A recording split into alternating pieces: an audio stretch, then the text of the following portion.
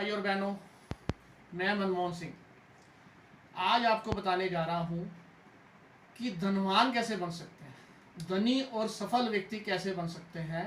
उसके लिए कुंडली में कौन से भाव ऐसे होते हैं जिनको हमें ठीक करना है या जिनको हमें मजबूत करना है। बहुत अच्छा सब्जेक्ट है और आप इसको देखोगे और आप इसको समझोगे तो उसके हिसाब से चलोगे तो निश्चित आप भी धनवान हो सकते हो। तो शुरू करते हैं कि कुंडली के कौन से भाव सफल और धनवान बनाते हैं। अब ये जो कुंडली बनी हुई है इसमें ये पहला भाव है और ये दूसरा भाव है। ये जो भाव है ना, इसके बारे में सब जानते हैं ज्यादातर कि ये धन का भाव होता है और वो इसी पे फोकस करते रहते हैं कि ये वाला भाव में धन हमारा अच्छा नहीं है तो हम इसको मजबूत करें या इसी भाव से हमारे पास धन आएगा। आज आपको मैं जो एक्सप्लेन करने जा रहा हूं ना, इसको आप समझ लेना बस, ठीक है ना। तो इस भाव से धन आएगा, इसी को एक्सप्लेन वो करते रहते हैं, इसी में सारा वर्क करते रहते हैं।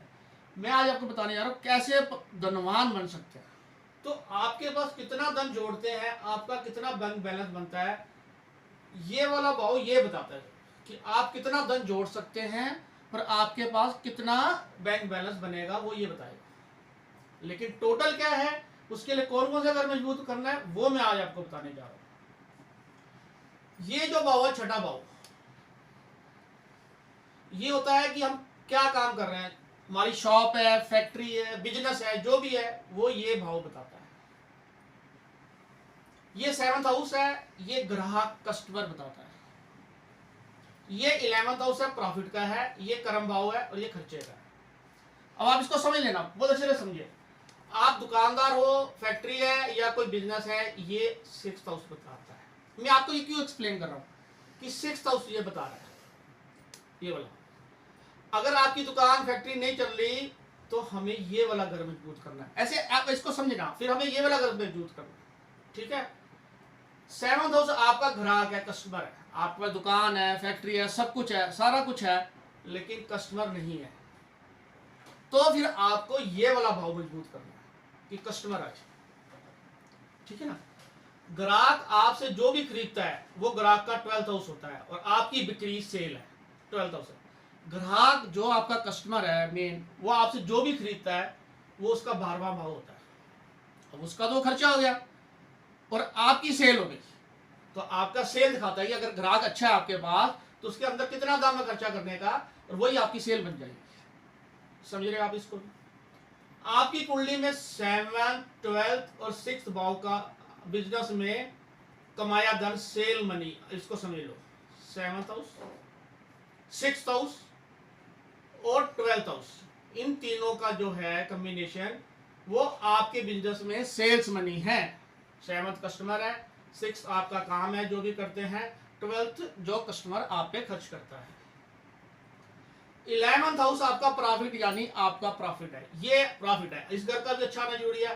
अगर सब कुछ कर रहे हैं आप, ग्राहक भी आ रहा है, खर्चा भी कर रहा है, दुकान शॉप भी अच्छी सब चल रहा है, लेकिन प्रॉफिट नहीं हो रहा, कहीं ना कहीं खराब हो रहा है, तब आपको ये वाला घर को मजबूत करना है, 11th हाउस को। अब समझ लेंगे रिच मैन कैसे बना जाता है, उसके लिए कौन कौन से घरों को अपने सेट करना है। 2nd हाउस, 6th हाउस और 11th हाउस भाव की अच्छी रिलेशन संबंध हो तो रिच मैन धन व्यक्ति, समझ लीजिए।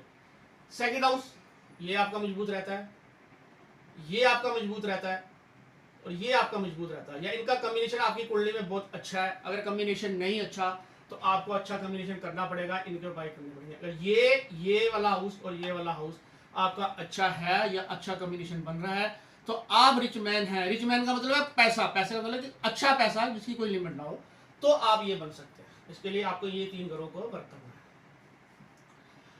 10वां भाव है कर्म। आपका कर्म कितना है, कितना पैसा कमाओगे, ये 2nd, 6th और 12th भाव से ही पता चलता है। ये आपका कर्म है कि आप क्या काम करेंगे, ये कर्म।